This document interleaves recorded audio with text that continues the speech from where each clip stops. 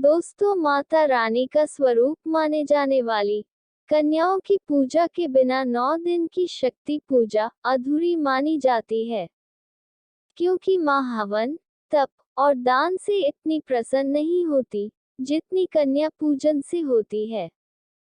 लेकिन ध्यान रहे, कन्या पूजन के कुछ नियम होते हैं जिनका पालन करना बहुत आवश्यक होता है। दोस्तों, अगर आप भी कन्या भोज कराने जा रहे हैं तो जानिए कुछ जरूरी बातें और उनके नियम। दोस्तों, कन्या पूजन के दौरान ध्यान रखें कि कन्याओं की उम्र 2 से 10 साल की उम्र के बीच होनी चाहिए। इसके साथ ही एक बालक को जरूर आमंत्रित करें, क्योंकि यह बालक बटुक भैरव का रूप माना जाता है।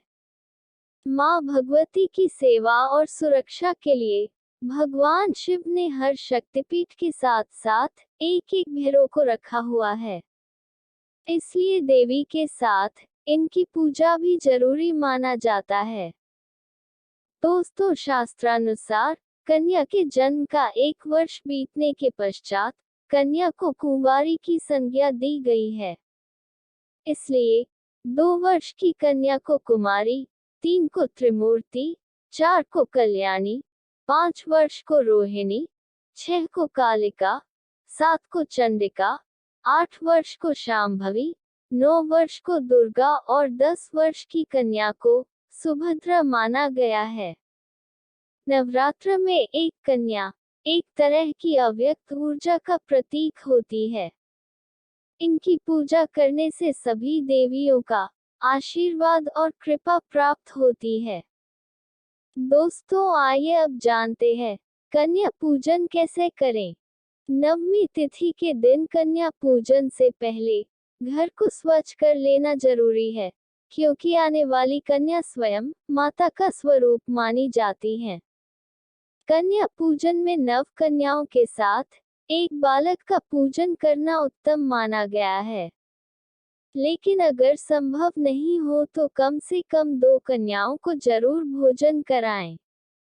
कन्या पूजन से कन्याओं और बालक के पैर दूध या फिर पानी से अपने हाथों से साफ करें, क्योंकि स्वयं देवी माँ की सेवा मानी जाती है। इसके बाद उनके पैर छूकर उनको साफ स्थान पर बैठाएं।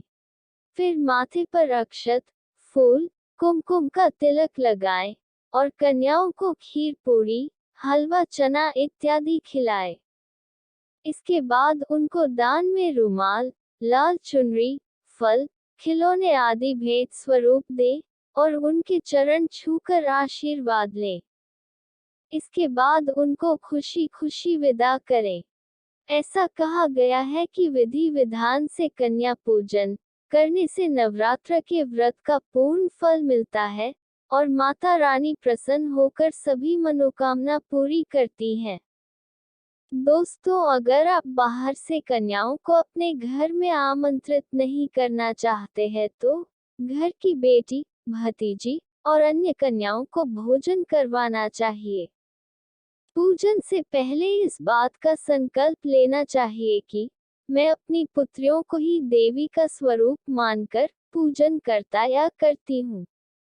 कन्याओं को भोजन कराएं और जो भी दान देना हो उसे देवी भाव से भेंट करें और उस भेंट पर अपना अधिकार न दिखाएं और न ही किसी महिला का अपमान करें। अगर घर में कन्या नहीं है तो माता को ध्यान करते हुए कुछ हिस्सा गाय को खिला दें। दोस्तों, आइए अब ये जानते हैं कि महानवमी और नवरात्रि के पारण का शुभ मुहूर्त कब है। शारदीय नवरात्रि की महानवमी 23 अक्टूबर 2023 को है। ये दिन मां सिद्धिदात्री को समर्पित है। नवमी तिथि 22 अक्टूबर को रात 7:58 से 23 अक्टूबर को शाम 5:44 तक रहेगी।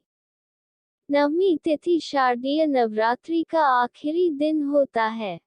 इस दिन हवन यज्ञ कर नवरात्रि के 9 दिन की पूजा व्रत संपन्न किए जाते हैं। शारदीय नवरात्रि में कन्या पूजन का विशेष महत्व है। इसके बिना देवी दुर्गा की 9 दिन की पूजा का फल नहीं मिलता है। कन्या पूजन अष्टमी नवमी दोनों दिन किया जा सकता है। शारदीय नवरात्रि व्रत का पारण 24 अक्टूबर को सुबह 6:27 के बाद किया जाएगा। निर्णय सिंधु के अनुसार नवरात्रि का व्रत पहले दिन से नवमी तक करना ही सर्वश्रेष्ठ है, इसलिए व्रत को पूर्ण नवमी तक करना चाहिए, दशमी को व्रत खोलना चाहिए।